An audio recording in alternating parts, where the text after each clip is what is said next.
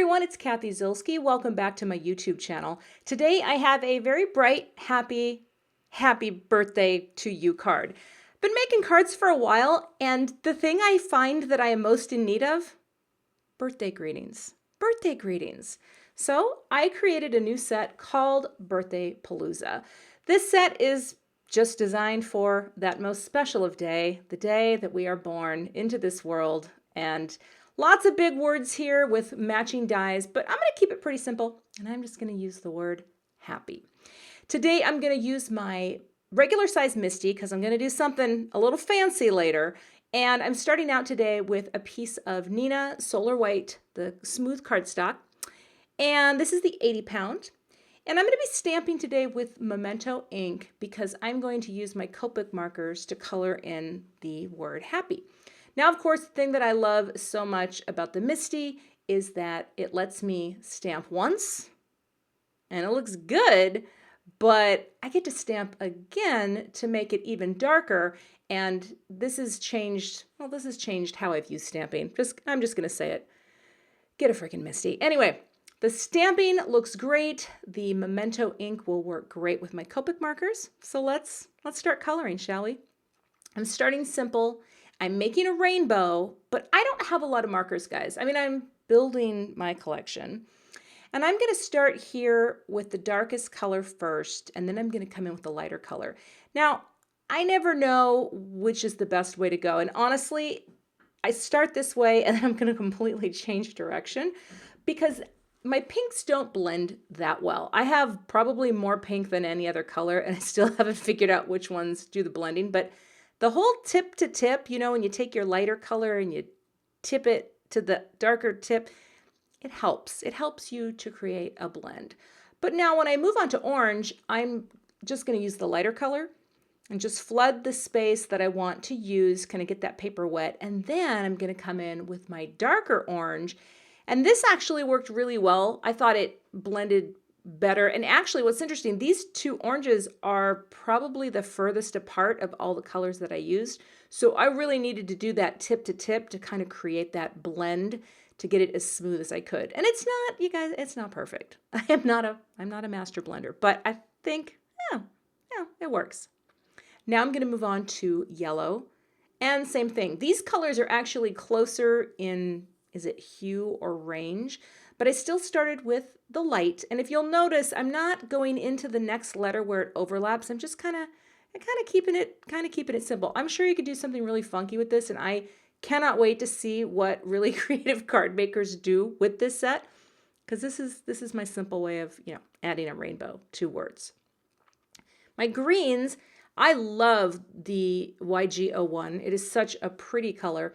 And the YG23 is actually a lot darker, so I feel like this one too had more contrast. And again, using that, touching your lighter color tip to the darker color to kind of create that mid-tone color really helped to add the blend and make it look like, okay, she knows what she's doing. Because sometimes I do, and honestly, guys, a lot of times I don't. Last color is the blue, and even though I included blue in my rainbow, I'm gonna be leaving blue out. It's nothing personal. Blue's gonna stay here, but blue is not coming into the next phase. It's okay. If you like blue, I'm so sorry. I had to make some cuts and blue had to go. Now that this is done, I'm going to use the coordinating die and cut that little happy word out, run it through my Big Shot, and I still think it's magical every time I die cut something that this happens. Seriously. All right, next phase.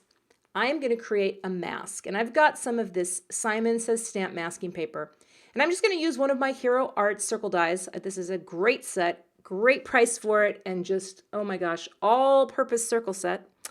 And I'm going to cut out a circle because I'm going to set this aside because I could probably use the circle for something else, but I'm going to use the mask and take the backing off. This is how I put it the sticky side up and then lay my, that's a 4.5 by 5.5 piece of Neenah Solar White cardstock, the 80 pound, because I want to add a rainbow of color with Distress Oxides. And I wanted to show you my cute little holder for my little Distress blending tools. I got that at the Container Store. It's a nail polish holder, and it works great. I don't have a tool for every color, but I have 12 tools, and I just pop off, I pop off the sponge as needed.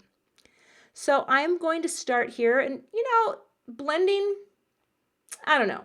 It's still not really my thing. I'm trying, guys. It always seems to happen that I get a little heavy-handed, and then whatever intention I had for the soft, ethereal blend kind of goes out the window because my hand, I just think I look awkward doing it. Now, granted, I'm speeding this up because I think it's painful to watch me blend. I got a little dark on that orange, and I thought, oh, great. All right, we'll go back in with pink and darken that up, and we're gonna try to salvage this, people. But it's distress oxides. They're forgiving. When they dry, they soften up a little too, so I wasn't too worried. I thought I'm just going for the effect of color, and here's where blue will not be part of the rainbow. I just dropped it out because I didn't have the right blue, but I think that's okay. Now, take that mask off, and this is where, I went so slow on this. So slow. This is greatly speeded up because I never want to bend my paper. I'm always worried that I'm going to pull too hard and the paper's going to bend, but look at that. I love that crisp reveal, and as a new card maker, this is magic. This is magic, people. All right, and now I'm going to cut a panel. I'm just using a dotted Lawn Fawn rectangle, and this is from the small set. It's the largest size in the small. Just look at that nice little dot edge because I love that die set. I think it's super cute. And now I'm just going to tap a few flicks of water, get that nice little distress oxidization thing that happens. Dab it off with the paper towel, and then I'm going to set that aside to dry. Now, I'm going to cut my card base first, and I need to make this to be, 5.5 by 4.25. It's a top folding card. So I'm going to cut my paper first out of this Simon Says Stamp Gray Fog. The reason I'm doing it first is because I wanted to have a little leftover scrap that I could use to do my sentiment. I just didn't have any of the Gray Fog, so I thought, well, I'm going to work out of order a little here, people. So cut the card base first, set that aside. And by the way, this Tonic Studios trimmer, it's the bomb. It allowed me to really quickly just cut some 1/4 inch strips, and I am going to stamp my sentiment directly onto this. Now, I just saw a video from Sherry Carroll over at Simon Says Stamp, and I thought this was such a smart way to do strips because sometimes, you do a strip and you cut it wrong and you're super frustrated. So you cut the strip first. This is what I learned. Cut the strip first. Go ahead and put your sentiment down and just lined it up here on my larger MISTI that has the pad. And I'm going to take a lighter ink, which is just a Ballet Slippers from Lawn Fawn, stamp it down on the pad, and then I can line my strip up right where it needs to be. Just cover that text up perfectly, pop my magnets down, and now when I go to stamp with my Versamark ink, it will stamp exactly where it needs to be on that strip. The only thing I didn't do here, I forgot to prep my area with an anti-static tool, and I was like, I don't know. I don't know if it's gonna work, but that looked pretty good. So I added just some white powder, just pop that on, and it was getting kind of sticky, and I thought, yeah, this clip's not gonna work. But you know what? It did. So I do recommend the anti-static tool just so you don't have to redo things, but every now and then you're gonna get lucky. I guess if that's a takeaway for the day, well, there it is. Yeah. Now I'm just going to cut off each end on my sentiment, again, using my Tonic Studios trimmer. And here's the deal. I lined up the letter right on the plastic there so that it was perfectly equal on both sides. Now I can score the base, scoring that at 4.25, and that folds down to 4.25 by 5.5. And there's my card base. And yeah, love that bone folder, Teflon bone folder, people. Now I've cut a piece of fun foam, and I'm going to put it on the back of my panel with the pretty circle because I want to pop this up off my card. And then I'm going to adhere that to the front of my card panel. Now I've got some thin foam adhesive on both pieces, so I've got my little happy, and that's popped up off the card and offset a little, and the sentiment. Now here's the thing. I also made a black one, and I'm looking at this on camera and I'm thinking, so I brought the black one in.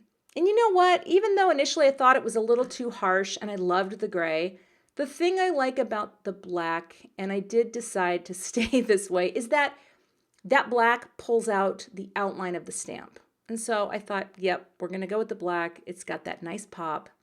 And yeah, I'm glad. I still love the gray fog as the base for this, but the black did add a little more pop than the gray would have added. So that, my friends, is the card for today.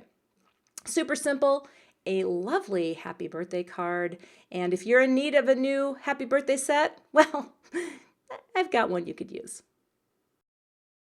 Thank you so much for watching today. Please subscribe to my channel and check out more videos in the center.